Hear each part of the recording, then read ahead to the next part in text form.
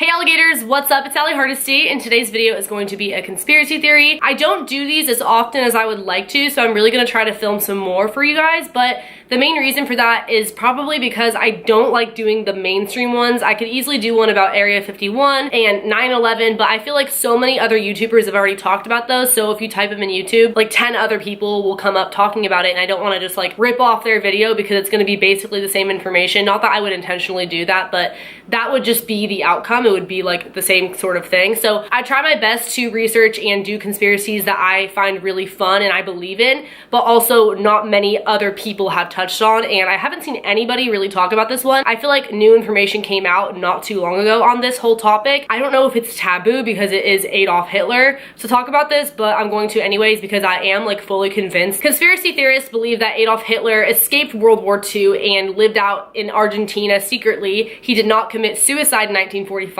as history states. If you guys are not familiar with Adolf Hitler, you should probably just click out of this video because he's really well known for being a mass murderer and the leader of the Nazis and all that stuff. He committed suicide with his wife Eva in 1945 in the bunker, and he put a bullet through his head. They carried out the bodies that same day. The Germans did, right? His people burned them. And then the next day, he was announced dead on the German radio, which was May 1st, 1945. But the Battle of Berlin was going down, so nobody could really check on it and confirm that he was in fact dead. So then the day afterwards, May 2nd, 1945, they dug up where Hitler was buried and found a body double. It was somebody else who looked like Hitler, but clearly was not Hitler. Somebody with a mustache, all that stuff. And so people were like, where is Hitler? We're not saying that this was there in place of Hitler, but where is Hitler? Because this clearly is not him. Did he actually die? Did he get away? I don't understand. Joseph Stalin and Dwight Eisenhower claimed that they didn't believe he was dead, that they think that he did escape to Argentina. So that is very coincidental and ironic because one, nobody was able to witness this. Nobody actually saw their dead bodies up close. They saw a couple of bodies being carried out of the bunker that could have belonged to anyone, including this dummy replacement that they dug up from the ground. Also, the fact that the Germans were the ones who pronounced him dead. It was not the Allies, who have no reason to lie because they want him to die. But the Germans, they could easily just tell their people that, and that's what they're going to believe. And three, the fact that nobody was able to uncover his remains. If that body did not belong to Hitler, then where is Hitler? Nobody really knew. The FBI didn't buy it either. They went searching for him across the world for years. It wasn't until 23 years later when the Soviet Union came out and said that they had his remains this whole time, but they just now wanted to release that information. Really coincidental and ironic considering this whole time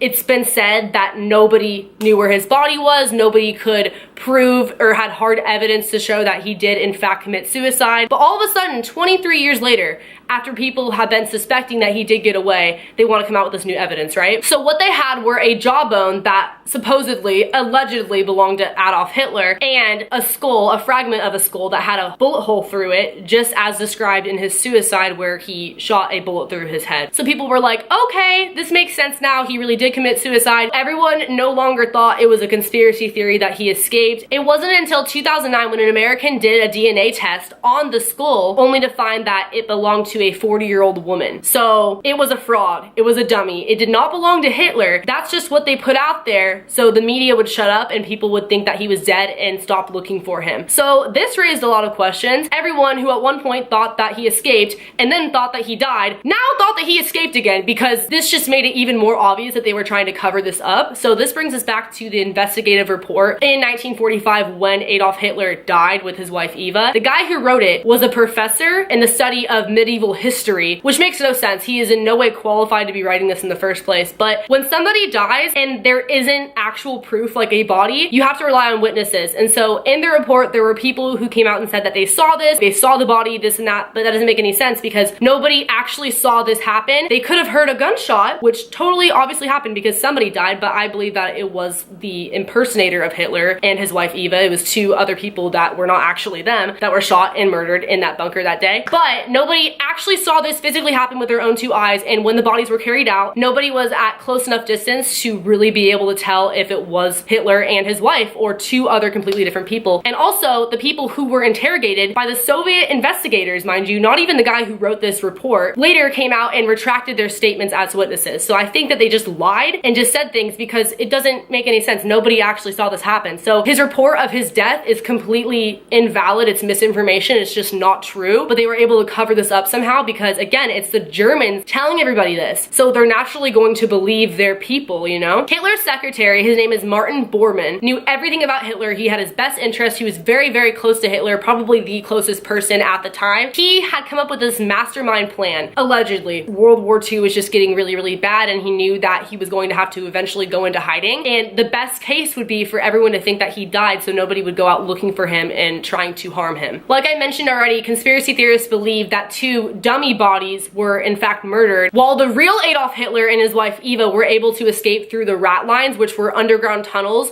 where a lot of fugitive Nazis escaped through because they were basically like underground cities. They had everything you needed for survival, and so it would have made a lot of sense if that's the way that they escaped because nobody would have seen them besides the people who were on their side, like the other Nazis. And this isn't even like speculation. Like, there's proof that these underground rat lines existed. People have visited them, and a lot of other people have escaped through them. So in 1943, a top-ranking Nazi admiral said that he would build a impregnable fortress in another world for Hitler. Maybe that's what happened. People were talking about this long before he died, right? It makes sense because this is something that would have been very, very planned out, and there's more evidence that supports that. On June 2nd, 1945, 2 months after World War II was over, these boats went out to Argentina, and it was said that this was for scientific purposes. This was for mapping and weather and all this stuff, which is complete BS because later on declassified reports came out proving that it was a classified military operation. So conspiracy theorists believe that there was a base out in Argentina, a Nazi base, where a lot of the Nazi officials and leaders were taken to live out there in hiding and escape. And Argentina was a pretty safe place to do so. It was relatively close enough to get there. On top of, they were pretty tolerant of Nazis. They weren't going to hurt anybody who came into their country like that. They were pretty much going to turn a blind eye, which I believe they did. And it was just very accessible and thought out the way this all worked and the way they were transported over there. In 1942, it was even documented, again, a declassified document, that Martin Bormann was talking about funneling billions of dollars in gold that was stolen over somewhere where it would be safe. And later on, this makes a lot of sense because basically conspiracy theorists believe that a lot of these Nazi officials, Hitler included, survived because they took a lot of that money and put it into the Argentina and American stock market. So they were able to live out secretly without having to attend like a regular job or anything. They could just survive off of that money, which I think they did. This is where things get pretty crazy. June 8th of this year, 2017, in Buenos Aires, the capital of Argentina, in a suburb right outside of there,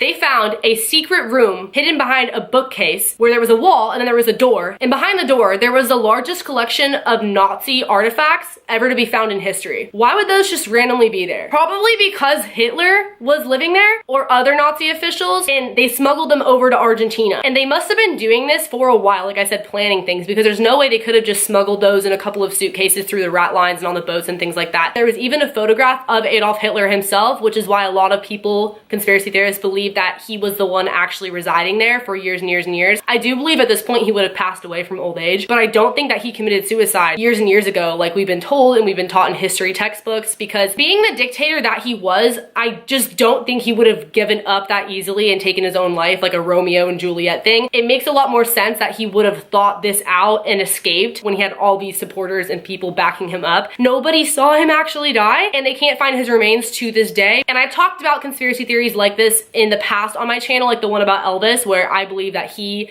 died and escaped somewhere because he was seen at an airport and all that other stuff. I can link that down below if you want to check it out. I really do think this happens more commonly than people would think, because it honestly wouldn't be that hard. If there's no physical body, yeah, it's pretty freaking easy to just escape and then just say that somebody died. I feel like in this day and age, people want to see the body, but back then, no, people just took the Germans' word for it. And again, how ironic, how convenient that the Germans said he died. They're gonna say that because they just want everyone to believe that and they want to put him into hiding. So that being said, what do you guys think? Leave a comment below. Give this video a thumbs up if you liked it, if you want more conspiracy theories, because I can definitely do some more for you guys. Subscribe if you are new here. Turn on post notifications by hitting that bell button right next to the subscription box. I also have a Patreon if you guys want to check that out, where I have a private Snapchat, exclusive photo shoots, etc. That will be linked at the top of the description box. Follow my social medias. I will have them on the screen for you guys. I will see you guys in the next video. Later, alligators. Bye.